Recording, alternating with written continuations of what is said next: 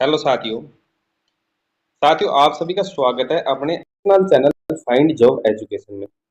देखिए साथियों, बात करेंगे रिजाइन की। जब भी आप सरकारी नौकरी में लगते हैं, चाहे वो सेंटर की हो या फिर स्टेट की हो, तो सभी की उम्मीद बढ़ जाती है कि भाई मेरे को इससे और बड़ी नौकरी मिले, हाई ग्रेड पे की नौकरी मिले। तो भाई वो तैयारी में जुट जाता है समय निकाल के।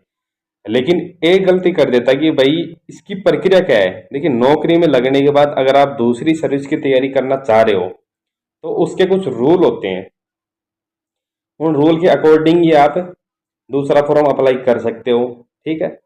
और भाई फॉर्म अप्लाई कर दिया आपने आपने एग्जाम भी दे दिया, डीवी भी दे दिया, आपका सिलेक्शन हो गया।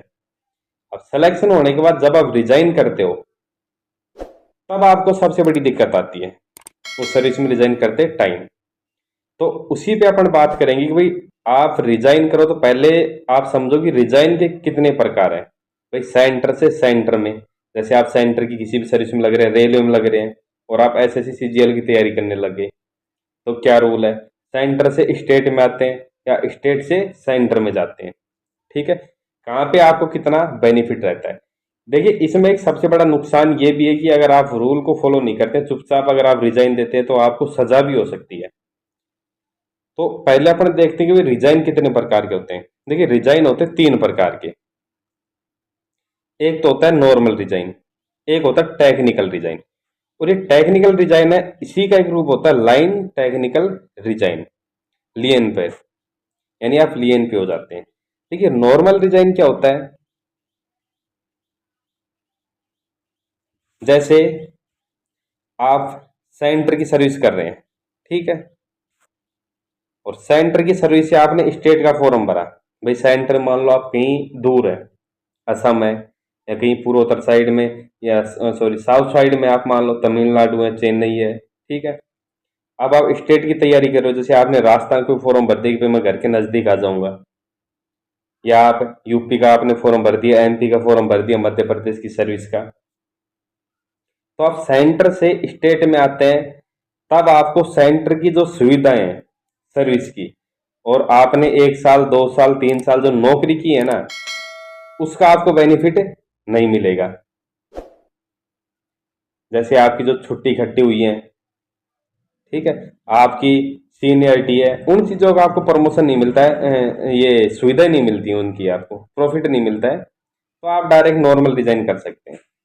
कोशिश करो कि हमेशा जब भी आप फॉर्म भरो, तो उसको फॉर्म अप्लाई करने के जस्ट बाद एडवर्टाइजमेंट के साथ आप अपने विभाग को एक बार बता दो कि भाई मैं इस वैकेंसी का फॉर्म भरने जा रहा हूँ, अतः मुझे इसकी जो भी आगे की प्रक्रिया है एग्जाम की, उसमें उपस्थित होने की एनओसी प्रदान करें। बस एक सिंपल सा आप एप्लीकेशन लिख दो। चाहे फिर एनओसी आपको मिले या ना मिले, लेकिन आप इंटीमेट जरूर कर दो अपने डिपार्टमेंट को। लेकिन कई बार ऐसी सिचुएशन हो जाती है भाई कि ना चाहते हुए भी अपने को रिजाइन छुपके से करना पड़ता है, चुपचाप करना पड़ता है। वो जो अपन चोरी छुपे रूप में ही रिजाइन करते हैं, वही होता है नॉर्मल रिजाइन। ठीक है। भाई रूल के अनुसार करेंगे तो टेक्निकल रिजाइन होता है, उस वो तो अपन पूरी प्रक्रिया के साथ ही करते हैं। अब ऐसी सिचुएशन क्यों आती है, जैसे भाई मान लो आप रेलवे ग्रुप डी में लगे हुए हैं। ठीक है। 1 जनवरी 2024 को आपने रेलवे ग्रुप डी ज्वाइन किया मान लो आप, और 2023 में आपने सीजीएल का फॉर्म अप्लाई कर रखा था पहले ही। मार्च 2024 में उसकी एग्जाम डेट है। ठीक है। अब आपको नॉलेज नहीं थी, आपको पता ही नहीं था कि भाई हमें एग्जाम के लिए एनओसी यानी अपने विभाग को बताएं कोई एप्लीकेशन लिखे कि नहीं लिखे। आप संडे वाले दिन गए और आपने एग्जाम दे दिया। ठीक है। और आपका एग्जाम भी क्लियर हो गया, अच्छे नंबर भी आ गए। अब डीवी है, डीवी में भी आपने अपने डिपार्टमेंट को नहीं बताया कि भाई मेरा एसएससीजीएल में फाइनल एग्जाम क्लियर हो गया है और आपका लास्ट में फाइनल सिलेक्शन हो गया है। तब आप क्या करोगे भाई, रेलवे ग्रुप डी से बेहतर है सीजीएल, अब उसको आप ज्वाइन करोगे। तो जब आप सेंटर से सेंटर की सर्विस में जाते हैं, ठीक है, तो ये दो सिचुएशन पे डिपेंड करता है। देखिए, सेंटर की सर्विस में 1 साल तक एनपीएस का फॉर्म नहीं भरा जाता, यानी 1 साल तक आपका एनपीएस नहीं कटता है। ठीक है।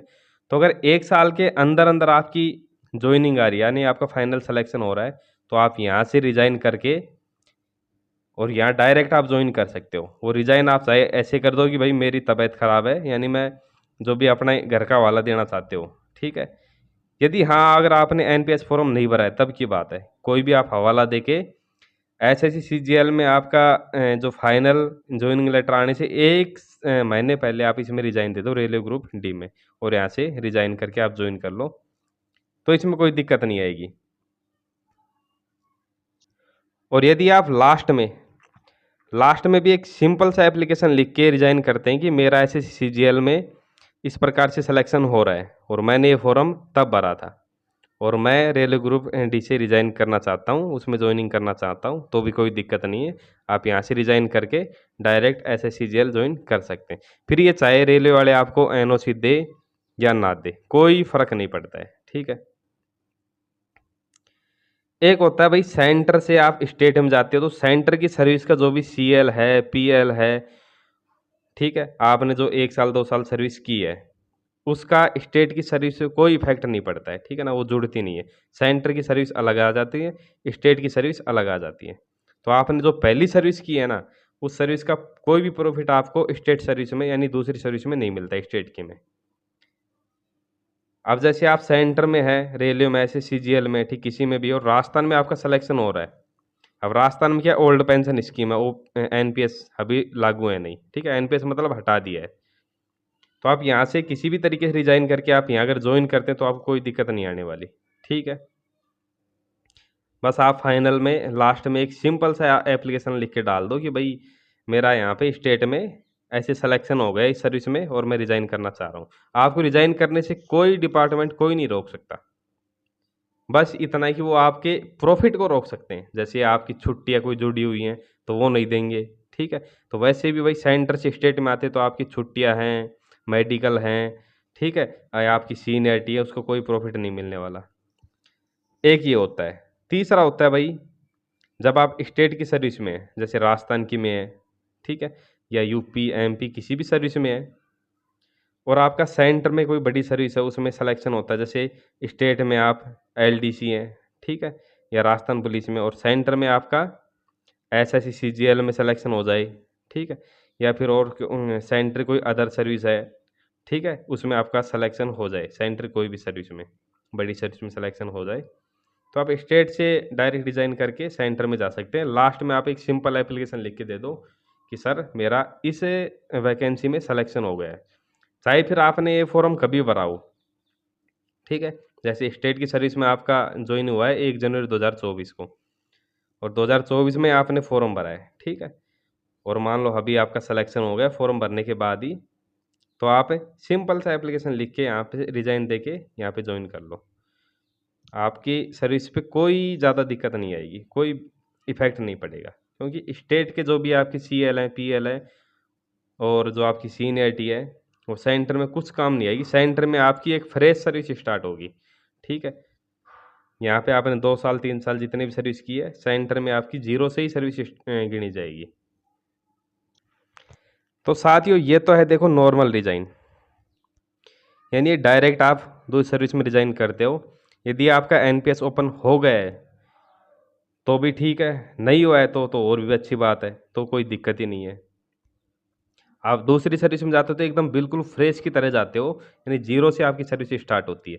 आपके जो आकस्मिक अवकाश है, पीएल है, मेडिकल लीव है, उसका कोई बेनिफिट नहीं मिलेगा आपको, ठीक है, नॉर्मल डिजाइन में।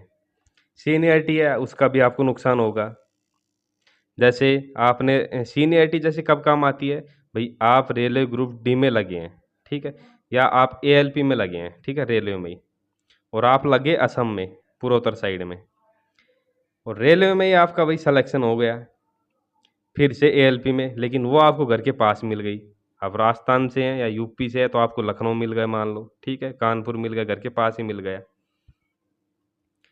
तो आप नॉर्मल डिज़ाइन करते हैं, यानी लास्ट में सिर्फ आप एक सीधा एप्लीकेशन लिख के वहाँ से डिज़ाइन करते हैं, तो आपको जो सीनियरिटी वहाँ पे आपकी चल रही है ना, उसका आपको कोई फ़ायदा नहीं होगा। सर्विस रिकॉर्ड है उसका, यानी सीनियरिटी का ही फ़ायदा नहीं होगा। सर्विस रिकॉर्ड जो पुराना बनाया है वो ऐसे कैसे रहेगा, आपका नया यहाँ पे ओपन होगा। अब बोनस क्या चीज़ है, जैसे भाई आपका दीपावली का बोनस यहाँ पे जुड़ा हुआ है। भाई आपको पता होगा दीपावली में हमेशा जो पिछला वित्तीय वर्ष है ना उसका बोनस मिलता है। जैसे अभी 2024 चल रहा है, तो 2024 में अब अक्टूबर में दीपावली आएगी, तो आपको जो बोनस मिलेगा ना वो पिछले वित्तीय वर्ष का मिलेगा, तो ये भी फायदा नहीं मिलेगा इसमें। देखो, नॉर्मल डिजाइन का सबसे ज्यादा नुकसान कहाँ होता है, वो होता है स्टेट की सर्विस में। जैसे आप राजस्थान की सर्विस में लगे हुए हैं, ठीक है, राजस्थान में किसी में भी, या मान लो एलडीसी में है, पटवारी में है, ठीक है, और आपने एनओसी नहीं ली, और यहाँ से आप सीधे रिजाइन करके किसी भी बहाने से और नई सर्विस में चले गए, ठीक है, तो 2 साल तक आपने यहाँ पे प्रोबेशन पीरियड काटा ही है, यानी 2 साल तक आपको कम तनख्वाह मिली है, यानी आधी से भी कम तनख्वाह मिलती है प्रोबेशन पीरियड में, तो ये नुकसान आपने झेला है। अब आप नई सर्विस में जाओगे तो यहाँ पे फिर से आपका प्रोबेशन पीरियड स्टार्ट होगा, चाहे वो 3600 ग्रेड पे की हो या सेम ग्रेड पे की हो, ठीक है, या फिर 4200 4800 ग्रेड पे की कोई सी सर्विस हो, आपका फिर से प्रोबेशन पीरियड स्टार्ट होगा। ये नुकसान रहता है नॉर्मल नॉर्मल डिजाइन का। अब देखिए साथियों, टेक्निकल डिजाइन क्या होता है। जैसे आप किसी स्टेट की सर्विस में लगे हुए हो, स्टेट में चाहे वो राजस्थान की हो, यूपी की हो, एमपी की हो, बिहार की हो, कहीं की हो, ठीक है। अब जैसे राजस्थान में क्या होता है भाई, 2 साल तक फिक्स 2 साल तक आपका प्रोबेशन पीरियड चलता है, यानी फिक्स सैलरी मिलेगी आपको, ना कोई डीए एचआरए कुछ नहीं मिलेगा। आप पटवारी लगे हुए हो और आपको आगे की तैयारी करनी है, मान लो आरएस की तैयारी करनी है, ठीक है, तो जब भी आरएस की वैकेंसी आती है, एक बार आप अपने विभाग को एप्लीकेशन लिख के इंटीमेट करा दो कि मैं इस इस सर्विस में आवेदन करना चाहता हूँ, अतः मुझे अनापत्ति प्रमाण पत्र देने की कृपा करें। बस इतना एक एप्लीकेशन आप लिख दो, ठीक है। उसके बाद कोई दिक्कत नहीं है, आप चाहे एग्जाम दे दो, एग्जाम के टाइम भी आपको बताने की आवश्यकता नहीं है। बताना चाहो तो आप सिंपल सा बता दो, जब भी आप छुट्टी लेके जाओ, जैसे जब भी आप जाओ तो मैं इस तारीख को जा रहा हूँ और मुझे इसके एग्जाम में उपस्थित होने की अनुमति प्रदान करें। बस इतना एक सिंपल एप्लीकेशन आप लिख दो, ठीक है। तो आपने आरएस प्री दे दिया, मेंस दे दिया। इसके बाद आप डीवी डीवी के लिए आप डीवी के लिए आपको फिर से एक एप्लीकेशन लिखना पड़ेगा, एनओसी मांगनी पड़ेगी, ठीक है, क्योंकि आप पटवारी की वैकेंसी में हो, पटवारी में लगे हुए हो, यहाँ से आप एक एनओसी मांगोगे, और जब आरएस का डीवी होता है तो यहाँ पे आपको एनओसी जमा करवानी पड़ती है डीवी के टाइम में। तो यहाँ आप लिखो कि मैं इसके डॉक्यूमेंट वेरिफिकेशन में उपस्थित होना चाहता हूँ, अतः मुझे अनापत्ति प्रमाण पत्र प्रस्तुत करने की कृपा करें। यहाँ से आपको एनओसी मिलेगी और इसके डीवी में, आरएस के डीवी में आप उसको जमा करवाओगे। तो इस प्रकार रूल से अपन चलते हैं, ये होता है टेक्निकल डिजाइन। अब इसका फायदा क्या मिलता है, जैसे पटवारी में आपने 3 साल 4 साल जो भी सर्विस की है, उसका पूरा फायदा आपको यहाँ मिल जाएगा आरएस के अंदर। वो कैसे भाई, 2 साल आपने प्रोबेशन कंप्लीट कर लिया, ठीक है, और 2 आपने इंक्रीमेंट भी ले लिए इसके बाद में। अब मान लो आपकी सैलरी होगी 38,000, ठीक है। अब जब भी यहाँ पे आप जाओगे तो आपकी तनख्वाह वो 38,000 से स्टार्ट होगी आरएस के अंदर, ठीक है। मान लो आपको आरएस में अधीनस्थ विभाग मिलता है, और आरएस में अधीनस्थ विभाग होता है 3600 ग्रेड पे, और 3600 ग्रेड पे जब आप प्रोबेशन में लगते हो तो आपकी सैलरी फिक्सेशन में, फिक्स पे में तकरीबन 23-24 हज़ार मिलती है, ठीक है। तो ये 2 साल तक 23-24 हज़ार फिक्स पे मिलती है प्रोबेशन में, लेकिन आपको तनख्वाह मिलेगी 38,000 की, यानी आपको पुरानी सर्विस का फायदा मिलेगा। यहाँ पे मान लो आपकी पीएल जुड़ी हुई है, 30 जुड़ गई, तो 30 पीएल आपकी यहाँ पे ऐसे कैसे आ जाएंगी, आपको पूरी पीएल का फायदा मिलेगा। कोई मेडिकल है तो मेडिकल का भी आपको फायदा मिलेगा, ऐसे होता है ये। इसी प्रकार अदर स्टेट की सर्विस है, ठीक है, जैसे यूपी की है, तो यूपी से स्टेट में आप जाते हो तब भी आपको पूरा बेनिफिट मिलेगा यदि आप रूल के अनुसार जाते हो। सेंटर में भी सेम ऐसा ही है भाई, सेंटर में आप किसी सर्विस में लगे हुए हो, ठीक है, जैसे रेलवे में लगे हुए हो और आपको SSCGL में जाना है। अगर आप पूरे रूल के अनुसार जाते हो, पहले भाई एप्लीकेशन लिख के बताते हो कि मैं इसका फॉर्म अप्लाई करना चाहता हूँ, ठीक है, फिर फॉर्म अप्लाई करते हो, और डीवी के टाइम में एनओसी आप लेते हो, तो आपके जो भी यहाँ पे छुट्टियाँ जुड़ी हुई हैं, ठीक है, वो आपको पूरा यहाँ पे उसका फायदा मिल जाएगा। ये होता है टेक्निकल डिजाइन, यानी आपका जो सर्विस रिकॉर्ड एक बार बन गया ना, वो सर्विस रिकॉर्ड चेंज नहीं होगा, सेम रहेगा। सर्विस बुक है वो भी सेम चलेगी। ओल्ड सर्विस के, जैसे आपने 1 जनवरी 2020 को कोई सर्विस ज्वाइन की है, तभी से आपकी सर्विस काउंट हो जाएगी, तभी से काउंट होती रहेगी वो, ठीक है, चाहे आपने कोई नई सर्विस हो 2023 में ज्वाइन की हो, 24 में ज्वाइन की हो। पुरानी सर्विस में जितने भी आपकी छुट्टी बची हुई है, ठीक है ना, कोई एरियर बचा हुआ है तो उसका पूरा फायदा मिलेगा। उच्च वेतन श्रृंखला मिलेगी आपको। जैसे मैंने अभी बताया था भी, पटवारी से आप आरएस में जाते हो तो जो हाई आपकी जो सैलरी है आपको ज़्यादा वाली मिलेगी। अब देखिए सीनियरिटी है तो सीनियरिटी तो ये डिपेंड करेगा कि आप सेम सर्विस में जा रहे हो या फिर अदर में जा रहे हो, ठीक है। अगर आप पटवारी से आरएस में जाते हो तो उसमें सीनियरिटी कोई झमेला नहीं है। आरएस की अलग सीनियरिटी है, पटवारी की अलग सीनियरिटी है। हाँ, यदि आपको पुराना एरियर बच गया है या दीपावली का बोनस बच गया है, ठीक है, तो आपको पूरा मिलेगा। ये होता है टेक्निकल डिजाइन। अब देखिए लाइन टेक्निकल डिजाइन, ये भी टेक्निकल डिजाइन की तरह ही है। बस इसमें एक अंतर ये है कि भाई आपको जो आपकी नई सर्विस है वो पसंद नहीं आती है तो 2 साल के अंदर अंदर आप पुरानी सर्विस में आ सकते हो। इसे लियन कहते हैं, ठीक है ना। लियन यानी कि पुरानी सर्विस है उसको सेफ छोड़ना। जैसे आप पटवारी से और आरएस में गए, ठीक है, पटवारी से आरएस की छोड़ो, जैसे आप यहाँ पे हो मान लो एलडीसी में हो, ठीक है, राजस्थान एलडीसी में, और आप यहाँ से पटवारी में जाते हो, ठीक है, दोनों की सेम ही तनख्वाह है, थोड़ा बहुत अंतर है। या इसको भी छोड़ो, जैसे आप ऐसे मान लो कि इधर तो अब मान लो आप जूनियर अकाउंटेंट 3600 ग्रेड पे में, ठीक है, और आप आरएस बनते हो यहाँ पे, और आरएस में भी आप अधीनस्थ मिलता है आपको 3600 ग्रेड पे जो भी मिलती है, ठीक है, दोनों में ग्रेड पे सेम है, 3600 3600। अब इसमें जूनियर अकाउंटेंट में आप घर के पास ही थे, घर से 5-6 किलोमीटर दूर थे, किसी स्कूल में लगे थे, ठीक है, या भाई किसी नगर पालिका में लगे थे, आपकी सही रेस्पेक्ट वाली जॉब थी। और आरएस मान लो आपको मिल गई कहीं बीकानेर में, बाड़मेर में, बहुत ज़्यादा दूर मिल गई। अब सेम तनख्वाह है, आपने आरएस की जॉब की महीने 2 महीने 3 महीने 4 महीने 1 साल की, भाई आपका मेडिकल खराब यानी आपकी जो सेहत है वो खराब हो गई, आपको मन नहीं लग रहा, आप बीमार पड़ने लग गए, तो आप 2 साल के अंदर अंदर आप अपनी पुरानी सर्विस में आ सकते हो। लियन अगर आपने रखवा है, लियन के लिए आपको एप्लीकेशन में लिखना पड़ता है कि मैं लियन से डिज़ाइन करना चाहता हूँ, पूरा आपको बताना पड़ता है, ठीक है, कि आप भाई टेक्निकल डिज़ाइन करते हैं, लियन टेक्निकल डिज़ाइन करते हैं, ये पूरा आपको डिटेल से बताना पड़ता है। ये लियन है, ये सेंटर में भी लागू होता है, स्टेट में भी लागू होता है, ठीक है। अगर आप सेंटर से सेंटर में जाते हैं और लियन लिख के जाते हैं तो आप 2 साल के अंदर अपनी पुरानी सर्विस में आ सकते हैं। और स्टेट में भी वही सेम प्रक्रिया है। अगर आप यूपी में हैं, एमपी में हैं, ठीक है, या राजस्थान में हैं, तो आप कोई भी सर्विस छोड़ के दूसरी में जाते हैं, तो यदि आप लियन पे है तो आपकी सीनियरिटी फिक्स रहेगी, सीनियरिटी आपकी सेफ रहेगी। जैसे एक एग्जांपल बताऊं, अभी एक था साथ का वो एलडीसी से और राजस्थान एसआई में उसका सिलेक्शन हो गया, ठीक है, अब वो लियन पे गया है, ठीक है, तो यहाँ पे वो यूडीसी से गया है, यूडीसी उसका एक प्रमोशन हो गया था अभी, अभी उसको गए 1 साल हो गए, लेकिन उसकी सीनियरिटी सेफ है। अब उसका यूडीसी का एक पद 2 साल तक सेफ रहेगा, यानी वो एक पद उनको कहीं पे भी सेफ रखना पड़ेगा, इस पर वो किसी दूसरे को प्रमोशन नहीं दे सकते। ये पद उनको खाली रखना ही पड़ेगा, यूडीसी का एक पद। अगर ये बंदा कभी भी चाहे तो इस सर्विस में 2 साल तक आ सकता है, 2 साल के अंदर अंदर। जैसे ही इसका 2 साल कंप्लीट होगा यहाँ पे, तो यहाँ पे इसका लियन समाप्त हो जाएगा। ऐसे होता है लियन। तो साथियों, मैंने आपको पूरा ए टू जेड बता दिया कि भाई रिजाइन आप किस प्रकार से कर सकते हैं, ठीक है। यदि आपकी कोई सिचुएशन ऐसी आ गई कि भाई आपने एप्लीकेशन लिख के अपने विभाग को बताया नहीं है, तो आप नॉर्मल रिजाइन कर सकते हैं। बस ये होगा कि भाई आपको जो आपकी पुरानी सर्विस है ना, उसका बेनिफिट नहीं मिलेगा।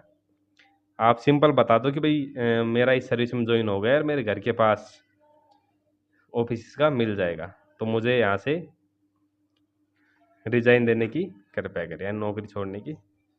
ऐसे आप सिंपल एप्लीकेशन लिख सकते हैं, और ये एप्लीकेशन आपको मेरे इस यूट्यूब चैनल पे मिल जाएगी। मैंने पहले डाली हुई है और एकदम पूरा डिटेल से डाली हुई है कि भाई आप किस प्रकार से डिजाइन के लिए एप्लीकेशन लिख सकते हैं। यदि आप सेंटर से स्टेट सर्विस या स्टेट सर्विस से सेंटर सर्विस में जाते हैं, ठीक है, no any benefit in service, तो आपको कोई बेनिफिट नहीं मिलेगा भाई, सीधी सी बात। अगर आप सेंटर से स्टेट में आते हैं या स्टेट से सेंटर में जाते हैं, देखो दोनों की सर्विस और दोनों का रूल अलग अलग है। तो यहाँ पे आपकी जो भी सीनियरिटी है या छुट्टियाँ हैं, उनका स्टेट की सर्विस में कोई बेनिफिट नहीं मिलेगा, दोनों अलग अलग हो जाती हैं। ये बेनिफिट आपको कब मिलता है, जब आप स्टेट से स्टेट में ही जाते हैं, ठीक है, या सेंटर से सेंटर में ही जाते हैं। साथियों, यदि कोई और भी आपको कन्फ्यूजन हो तो आप कमेंट करके ज़रूर बताना।